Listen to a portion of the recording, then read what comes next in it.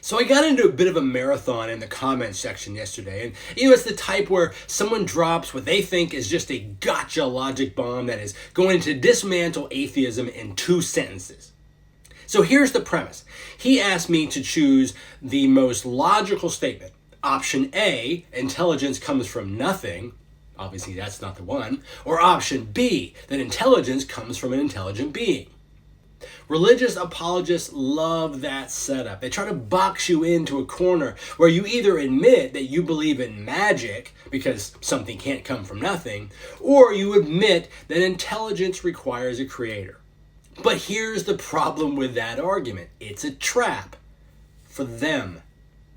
If you strictly follow the logic of option B, that intelligence cannot arise without a pre-existing intelligent creator, then you have just created a rule that must apply to everything. So I asked him the obvious follow-up question.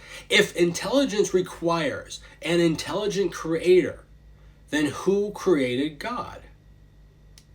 If God is an intelligent being, and intelligent beings cannot come from nothing, then God must have a creator, and that creator must have a creator, and it goes on and on and on infinitely. But if they say, no, God doesn't need a creator, God just is, then they're admitting that actually an intelligent being can exist without a creator. I asked this guy that exact question. Where did your God come from? Nothing or something. I think I asked him that 9 times. And 9 times he dodged it. He deflected. He moved the goalpost. He changed the subject. He insulted me. Why?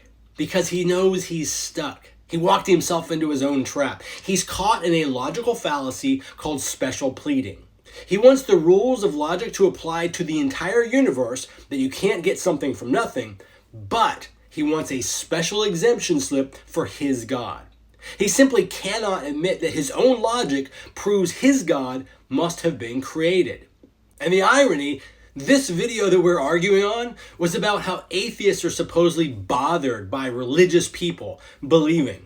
Yet here is a believer spending his entire day battling in the comments, refusing to answer a simple question that he put out there purely because he's bothered that I don't believe.